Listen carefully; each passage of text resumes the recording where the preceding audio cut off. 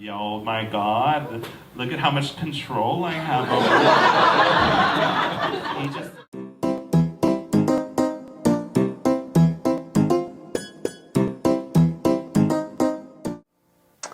Well, I definitely think that it's been a nice sort of journey for me to have performed globally and to be going to countries where not that there aren't gay people there, but that people don't really talk about it openly and joke about it. And I think that anytime you bring humor to a subject that might be a little taboo, you make it easier for people to talk about. And so I think that I'm proud of the fact that I've, been able to do that. And I'm sure that maybe, in 10 or 12 or 50 years, maybe I'll have a little notation in a history book or something. Yeah. Well, you'd be surprised, in terms of, because anyone who goes to see comedy to laugh and to have a good time, and they're there to hear varying opinions and perspectives on life.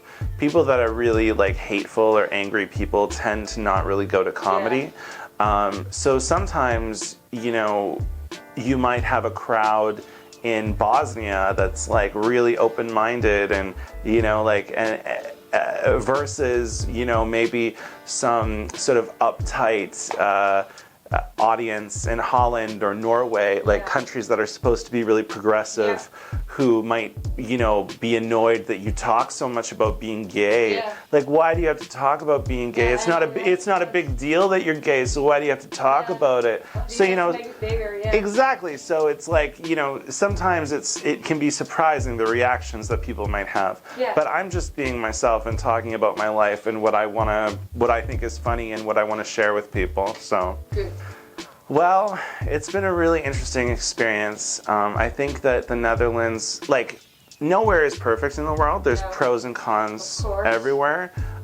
What I like about Amsterdam and about the Netherlands is that the city is really beautiful, and there's a really dynamic energy to the city. The city brings me a lot in terms of inspiration and in terms of happiness.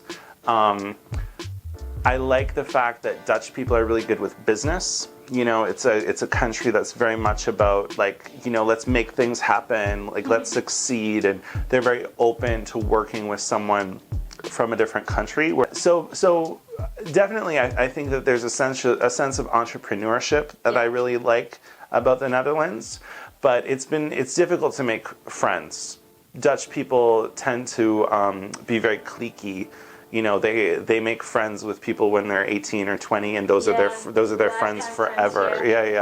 And so it's difficult. You might be able to become friends with someone one-on-one, but not get into a larger social group. Well, there's two things. First of all, you might have that experience because you're a beautiful young girl, and I'm not. So I'm probably not going to have the same reaction. Because people, girls will want to talk with you about being girly or whatever girl thinks girls want to talk about, and guys will want to talk with you because they like the attention of a woman. Do you know what I mean? So yeah, it's true. Sometimes, but also it's a language thing as well, right? Sometimes people don't want to speak in their second language when they're out and they're drinking and they're being social. So I think for me it's more so that I have really good colleagues. I have really good working relationships. But it's harder to make really deep friendships. Where you share problems with or even friends where you can just call them up and be like, hey, do you want to go out for a beer? With Dutch people, it's well, I'm free 2 weeks from next Thursday. Exactly. And then the date comes up and they cancel last minute. Maybe some people might just not like me, so maybe that might just be it. Yeah, I think Amsterdam. Yeah, really? Yeah. There's lots of cities that I feel comfortable in, but definitely, I was in Asia for a month, and I was really happy to be coming back. I came back 3 days ago, and I was really, really happy to be coming back. It